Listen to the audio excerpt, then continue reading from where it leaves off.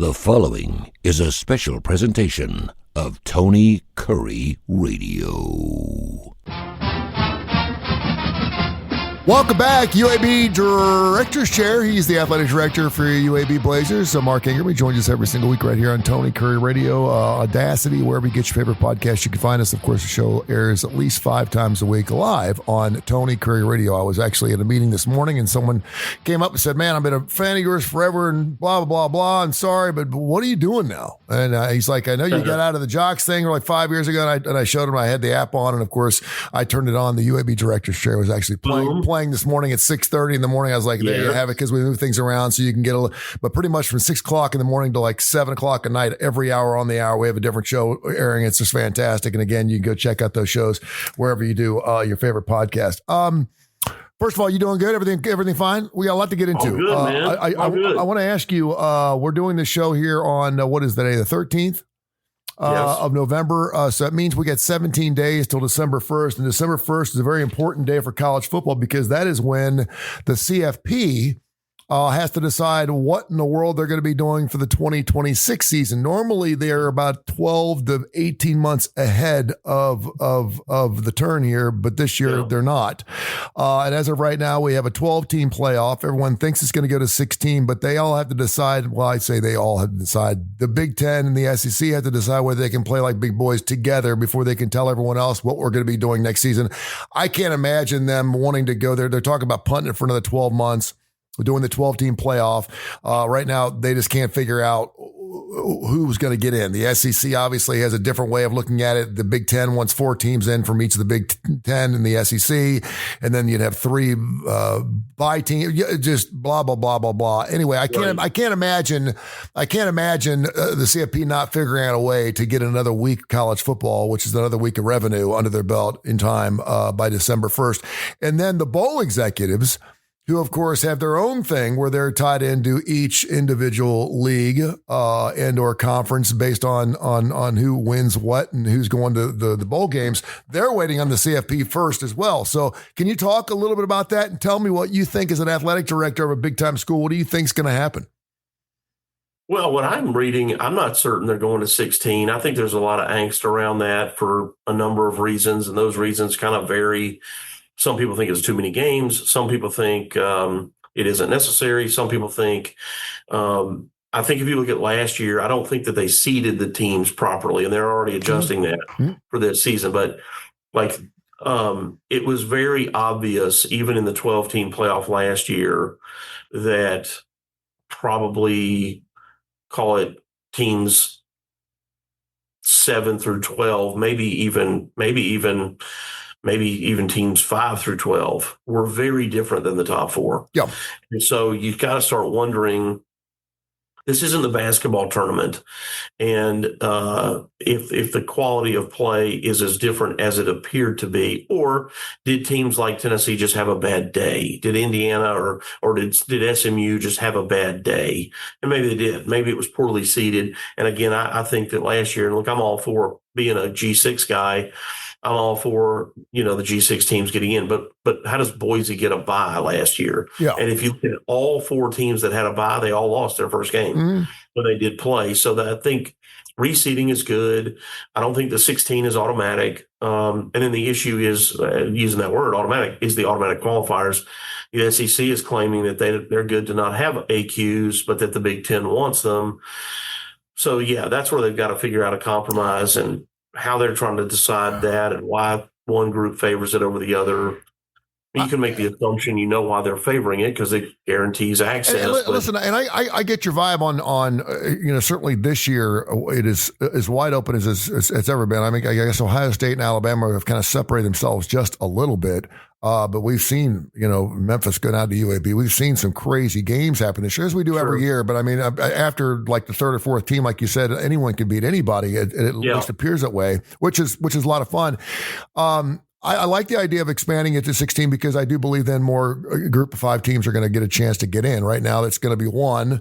Maybe a North Texas and a South Florida gets in. I don't know. Don't kid yourself. G6 leaders are not involved in that conversation. Yeah. So don't start kidding yourself thinking that somehow the people in charge of that who are making that decision are thinking of us in that. They're not. It is Just like the unfortunate. NCAA basketball tournament. They're not talking about expanding that so that somehow we can get in. Yeah, it is unfortunate from the standpoint that I feel like the only way you're going to have a real shot is to be undefeated, which is hard to do in any league, period. Yeah. I mean, BYU is sitting there on the cusp. I'm all for automatic qualifiers for the league champions. Yeah. Even if it's just the P4 champions and the one G6 champion. I'm fine with AQs there, but then it's like, hey, man, the best teams ought to be in. Let's stop talking about this. Is silly. If you're so great, just be great and then play people and beat them. Like, yeah. And that's gonna vary over time. Like the SEC was big this past year in the basketball tournament, but they'd never had that many people in the tournament before, and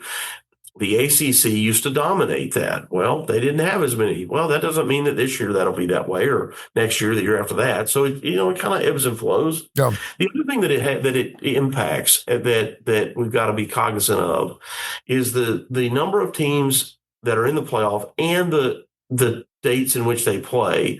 It also impacts decisions around things like the transfer portal window. When is that? So they moved it this year. It used to be basically the month of December. Mm-hmm. Call it December, 1st to 28th. Now it's January 2nd to 16th. And the thought there was, well, let's, get through the holidays and let's not have kids opting out before bowl games. And I appreciate that, kind of. Because the downside is these aren't pros. They have to go to school. And so the spring semester is starting. And some places go back to school on like January the 6th. Mm-hmm. Yeah. And some places we go back this year, and it's different every year. This year we go back on the 12th. So in theory, not in theory, somebody's going to go into the transfer portal the last day somewhere. Whether it might be our athlete, might be someone else's athlete. But maybe a kid wants to come here. They get in on the last day. They get into the portal on the 16th. We've already been in school for 4 days. Yeah. Okay, so now the kid wants to visit. Okay, great. Hey, man, if you're interested, come on, visit. We'd love to have you. You got to apply, be accepted. That's a process, and there's integrity involved in that admissions process that no university is going to they're not going to be pushed, to make a decision or to bend on. They are going to uphold the integrity of their process. And then you got to get them into class. You got to create a schedule. You got to, now they're going to start at best probably 10 days into the semester. It sounds like one of those bad dreams I have, where you show up at college and the college has started 3 months ago and you don't even know where your locker is. Yeah, that kind of thing. Yeah, and so that's the thing to deal with. Now, some places don't go back until like the 21st of January. Yeah. In that case, they're advantaged. But the places, like we're kind of in the middle at UAB this year. Yeah. Last year it was actually to our benefit because the dates were different. This year we're kind of in the middle. But anyway, that's also part of the ripple effect by the 16-team playoff. Yeah. Donald Trump was on the Pat McAfee show yesterday and was, I don't know why he's showing up different places. And obviously he's very polarizing. So people always talk about where he shows up. But he was talking about, college football is in a heap of trouble because if they don't have some type of salary cap or something like that, there's just he knew he was smart enough to know that a lot of colleges don't make a lot of money. He said they're going to have a lot of places going broke, and they're just going to have to quit. And particularly for these other teams, and he kind of made some analogy with Olympics and this, that, and the other.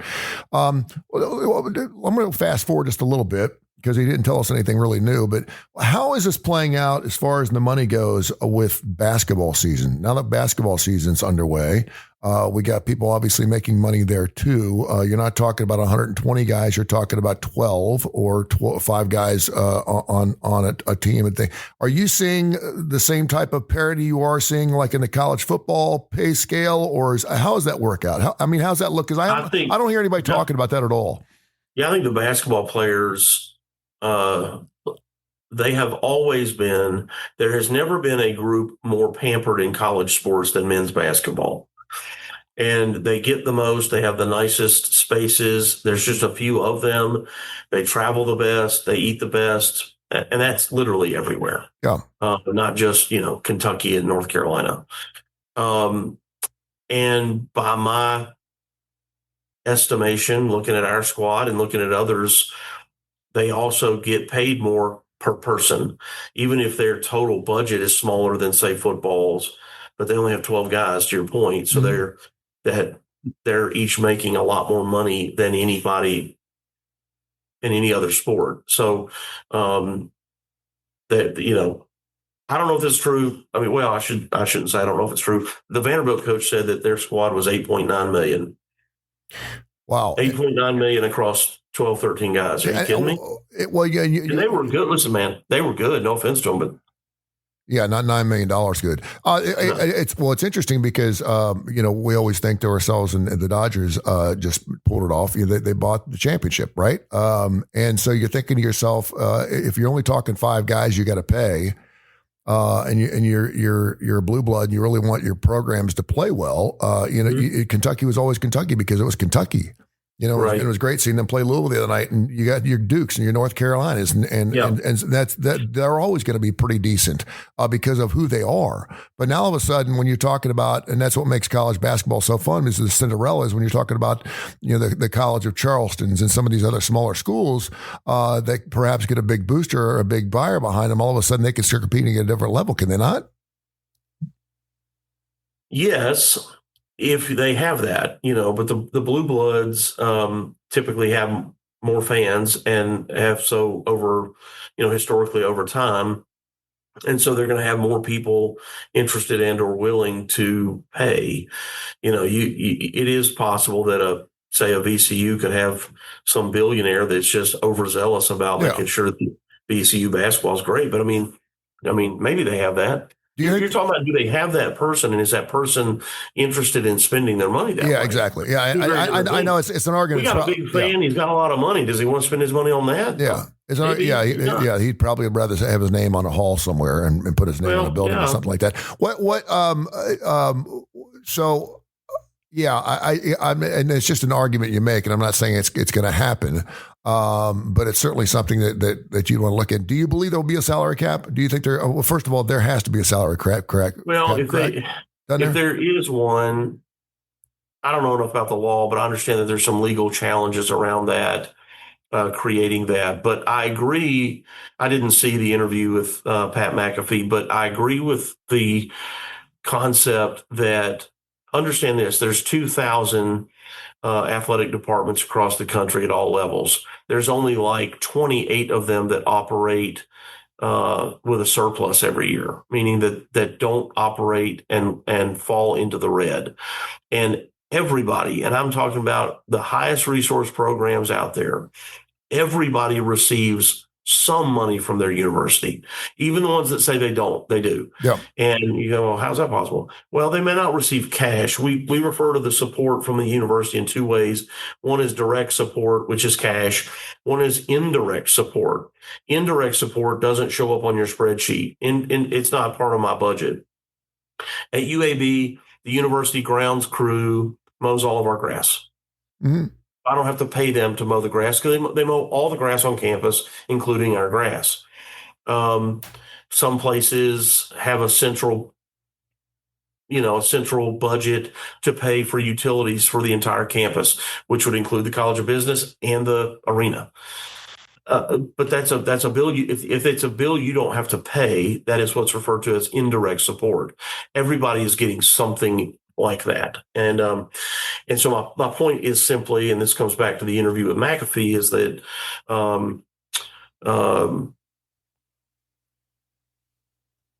where's the money going to come from? If we got to keep paying more money to the athletes to be here, where's the money come from?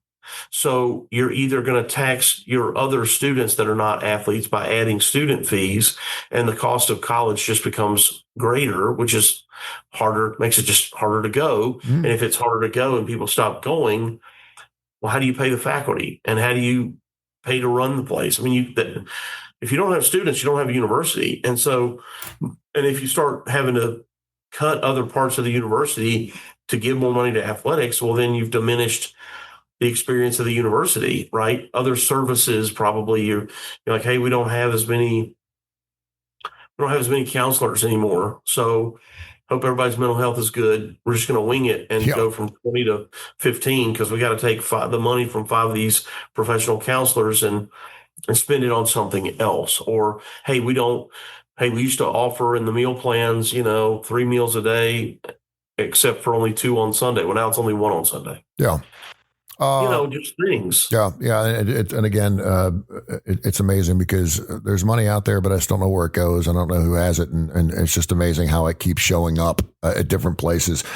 Speaking of dollar amounts, I want to talk about some rock and roll here in just a second because my favorite band just announced another 12-city a jaunt through North America next year, and I'm so happy about it. But I want to share that with you, and I think you probably know who I'm talking about. But you got a couple of monster games. Listen, I love competition. I love seeing great competition. I love seeing great teams come into Birmingham to do anything, whether it's NBA, college basketball, whatever. And you got a couple of great games coming up down at Protective with the South Florida Bulls, who right now are in the playoffs, according to the CFP. They got the 11th or 12th seed, I believe it was.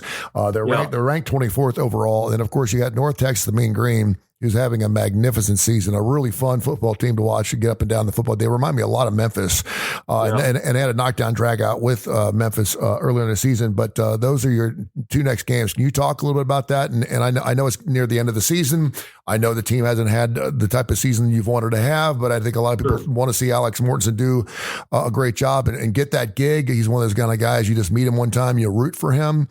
I'm not saying they're going to win these games. They're an 18-point dog in North Texas, but you still get to see some really good quality football, and I think that's something to hang your hat on. People need to get down there and support the Blazers for sure. Yeah, well, we had a great crowd for the Memphis game, and it mattered. Yeah, and it looked great on television too, by the way. It was, and it mattered, and there was a great crowd there, and it was a fun game, and obviously we won, and the crowd mattered. They really did. And look, man, we haven't played the way we want, but we joined the American Athletic Conference because we wanted tougher competition. We wanted bigger name schools coming in. I know North Texas was with us in CUSA, but they were also one of the better teams in CUSA. Along with us and a couple others, and they're receiving votes in the top 25. We play at 1:00 this afternoon. It is not in conflict with Alabama or Auburn, and then we have South Florida, as you mentioned, coming in, who's picked to be in the CFP. Yeah. So we've got 2 games. That game's at 2:00 next weekend. Also not in conflict, and so. Yeah, man, support these kids and support Birmingham and all the reasons that we brought football back and all the reasons that we wanted to be in the American. Come down. It's a beautiful stadium. The weather's supposed to be spectacular this Saturday. Come watch a football game and give our kids the support that they need, from the fan base to go play their best. We've seen that they're capable. And so as they try to minimize mistakes, which was really the key to their victory against Memphis, was we only had 4 penalties against Memphis, 4. That was huge. When you look at UConn, who we lost, I think UConn is a good football team. They're certainly not unbeatable by us. Our rushing yards, our passing yards, and our time of possession is nearly identical, but we had, I think it was 12 penalties and 3 turnovers. So if you can minimize these kind of self-imposed mistakes, you got a chance to beat UConn. And the same thing at Rice. We're down at Rice. We're winning in the first half. Yeah. First half, 2 penalties. Second half, 9. Yeah. And so these are correctable things. Here's the good news. The team, I'm going to say this, I think I've said it on your show. Trent Dilfer said it in the locker room after the loss at Florida Atlantic. He says, you're not a bad football team. You're just playing bad football. And that's the deal. They're not a bad team. They have talent. We absolutely are capable. And so the crowd being there is motivating to the kids. It is really motivating, and it might be just the lift and the energy to help them beat another, really good football team. So, yeah, I mean, listen, I'm a dreamer, but if you would knock off either North Texas or South Florida, you could be a spoiler to knock off South Florida, to knock them out. You could say you knocked out 2 playoff teams. Yeah, because Memphis had a playoff spot before they played UAB, and they lost. So that would be kind of fun to say. I know it's not the season we looked at, but right now you have to find a silver lining on anything, and you're setting your sights on next season already, and that would be a lot of fun. And again, it's just a great stadium, a great place to go down there, and the weather's supposed to be fantastic. So get down there and check out and enjoy some fall football, and you can do it right here. We only have 3 weeks left, so we're running out of time. Well, and South Florida's got Navy this week. Yeah. So look, South Florida's got to play Navy, and they're a team. 2 years ago, Trent Dilfer's first year, we beat South Florida. Mm-hmm. Trent Dilfer's second year, we were up 19-7. We're up 19-7 in the third quarter, and then let that one get away from us. Yep. So we should have beaten them last year as well. This is not – they're talented, but again, we're not without talent, and they've got to play Navy this weekend. We got a tough game against North Texas. They got a tough game against Naval Academy, and so who knows what next week could look like. It's going to be something else. Classic Rock. Did you see who just announced 12 more cities that they hung it up? And they're coming back for North America. Journey? It's AC/DC.